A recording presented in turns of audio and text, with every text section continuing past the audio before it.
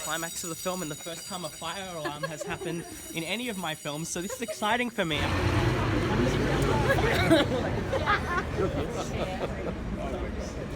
I don't know if we will do the Q&A for Repent or Perish at this point. We will see what happens next.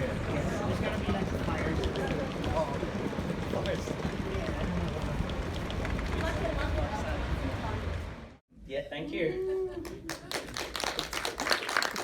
Dating this film to the same-sex plebiscite, you invest it with a contemporary resonance, which is relatively rare to see in Australian fiction films. To what extent are you driven to reflect something of the current moment in your work? Yeah, I view my work in particular as a growing body of work that, because of the way I shoot films very quickly and with the same team, we've made about 6 features together in the space of 18 months. That's the shooting part. The post-production, now that's a different story, but I think with that kind of immediacy, you can really capture not just the things that are happening in the Australian culture at the time, but also you can capture the changing face of not only Australian culture, but Melbourne as a city. And that's a big part of my body of work. And I think that I've been very fortunate to some extent to not only have an amazing team, people like Alfred and Rachel, but also be able to make films on the type of budgets that I do with the equipment that is available right now.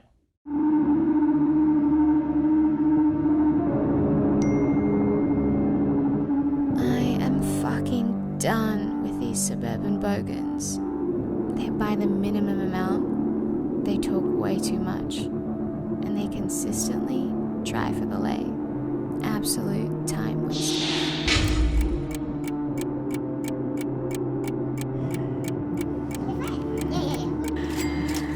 So, Rachel and Alfred, maybe you can tell us a bit about how you came to work with Matthew in the first place and how you continue to work together.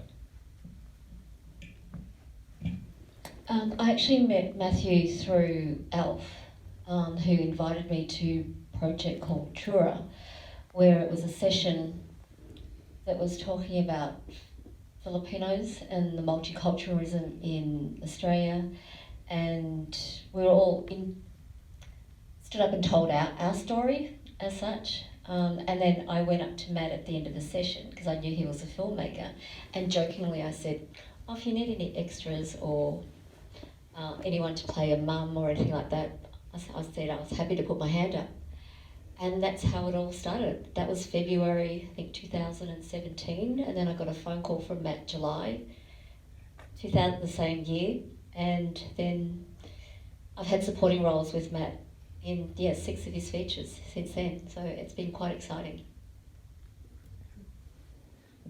Thank you. I have been following Matt's journey into filmmaking for a good part of his growth, because as a professional Melbourne actor who's done a lot of commercial work on television mainly, I kind of look out for new talents. And when I first saw Matthew's work at an Asian Australian forum that took place in Melbourne, I thought, oh, he's got something unique. And then from there on, we kind of bump into each other, various events, etc. And he would always approach me and he said, oh, maybe we should do some work together. I guess, yeah, right, yeah, no problem. And then one time, we kind of start getting engaged with each other through social media. And one time he went to LA and he returned, and then he got in touch with me and he said, I've got this new lease of life about filmmaking. I want to write stories about our culture and what it's like to be a Filipino Australian and what it's like to have this kind of conflict of cultures between wanting to be an Australian and being a Filipino. I want to tell that story, and I go, oh, that's interesting. And the problem that he had is that there's hardly any Filipino actors who would play the part. And I said, okay, look, I'll put my hand up. And then I started this project called Project Cultura, which was aimed to, like gather as many talents as we possibly can.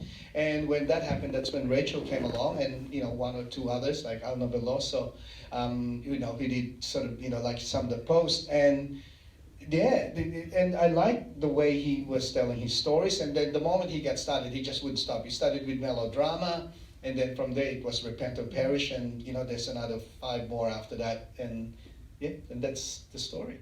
So Matthew, you've recently also made a documentary self-portrait called Between Worlds.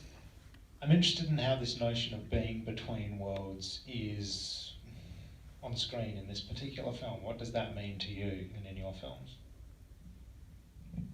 Yeah, I think I'm always constantly between worlds, and I think it's something that's very relatable to a lot of, I think a lot of people in Australia. Identities, cultures, parents maybe sometimes can be conservative, or whether it is pursuing creativity, or even my overall, as a filmmaker, I think, you'll always be somewhat between the worlds of reality and fiction. And I think I love films which are personal and have some kind of truth to it, and the lived experience or fictional experiences of everybody involved with that. And yeah, I think it's something that's occurring a lot in cinema at the moment, the discussion and the diaspora film. But I want to come at it from a different perspective, and I think my films fall into a kind of a different version of that, between worlds. Between worlds. Questions from the audience? Okay, straight to the audience. Oh no. Just on the representation of like a Filipino-Australian family. Oh, yeah. Like you wrote the script. Is it based on a real family, or some people? And also, second part of the question, what I see there is, the values of kind of materialism and the city, and almost like an upward mobility that the kids have. They want money. They don't want money to survive. They want money to go to this other level of wealth. Is that something that Filipinos have inherited from the kind of values of Australia? Because it's a very rich country. Family-wise, quite personal. All the way even to having relatives who came out after marriage, to and to have so much conflict within the family, and that's why it kind of opens even with a statement quite for the people in my family. And I think that's something that I try to address in my films, that although it's obviously there's a lot of fiction involved, there is a personal angle to them too, because I think that's something that I think a lot of migrant second generation children need to feel and hear, that there is this kind of art being made. And I think it's really important to me as an artist to show that, but obviously not in the way that other films are being made. There are migrant films out there, and I want to show very particularly a different side to that. Took one for the family and bit the bullet, married that Aussie old fart Brandon. But it's also about, if you can't maintaining a status of sorts. I think, Alf, you're very good at explaining this, because you've explained this back to me about your background. And Alf's background's a fascinating one, because in the context of materialism and things like that, let's maybe go into that. Sorry, I'm going to pass it to Alf for this. I think one of the biggest discussion that Matthew and I have had, over the course of our journey together, is this, idea of coming to Australia and becoming a migrant and elevating yourself, materially. And we were just talking about it earlier today, how, as a parent, we've got this expectation of our children to achieve beyond what we've dreamt of, because we're in Australia now. And Matthew was just saying it before, he knows a lot of Filipinos who have migrated to Adelaide, Melbourne, Sydney, and they're all nurses, right? And they work hard. They do their 12, 15 hours, they do their overtimes. So what do they do with the money? They save up so that they can, borrow money to buy a bigger house that they don't need. They buy their car, basically just to show up within their community. And I think it was like if you look at Julian when he went to church, and his hesitation was the fact that like his community is kind of looking down on him now. Like what's he got to show for himself? He's got nothing. So it's this kind of like this feeling of being defeated. And I think a lot of migrants, not just Filipinos, but overall, like when you come from another country and you arrive in this rich land that is Australia, there's this sense of we have to achieve, and if you're my daughter, I expect you to do X amount of things because, like you are my pride and joy. And that's the narrative that we go through. And I think, through Matthew's work, hopefully we'll be, like we are able to express that. Yeah, I'd just like to add to that as well. What Matthew was saying about Filipino nurses, both my parents came to Australia as Filipino nurses. And so the expectation was then on myself, one, to assimilate into Australia. So I was born here, so therefore, hence the accent. But they'd never taught me Filipino or Tagalog at home. They wanted me to assimilate into Australia and be an Australian. But then I did a backflip on that when I was a teenager, actually. That's when I met Alf. We go back for 40 years. And it was a Filipino youth group, and they helped me learn Tagalog now that I can actually speak it fluently. And various other reasons as well. But my parents, because they're both nurses, and they wanted me, they didn't force me, they expected me possibly to go into the medical profession as well and be a doctor. And that just didn't happen. Yeah, I saw the number of hours they were doing. I'm an only child, but mind you, my mum is one of 9, my dad's one of 10.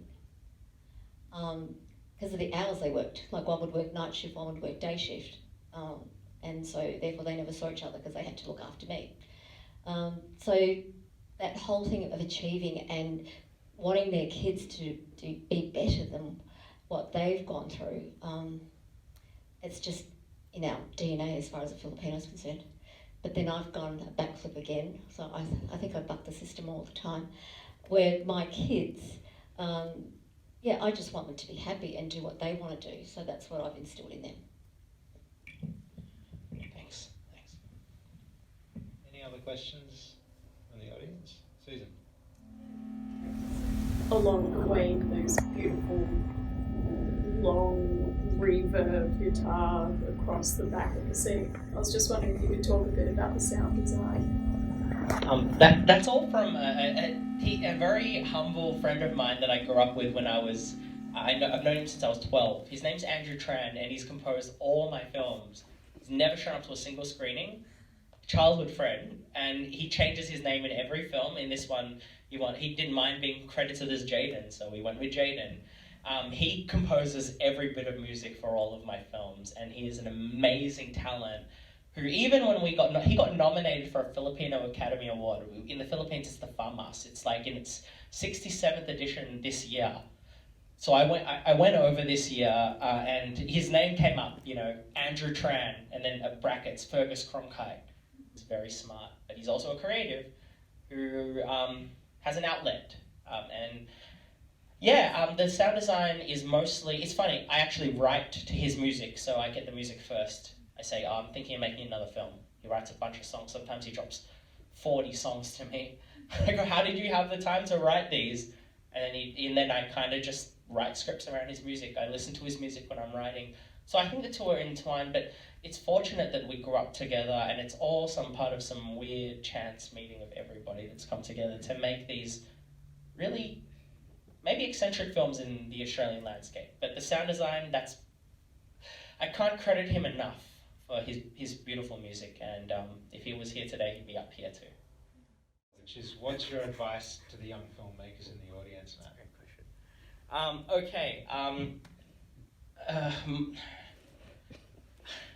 That's a hard question.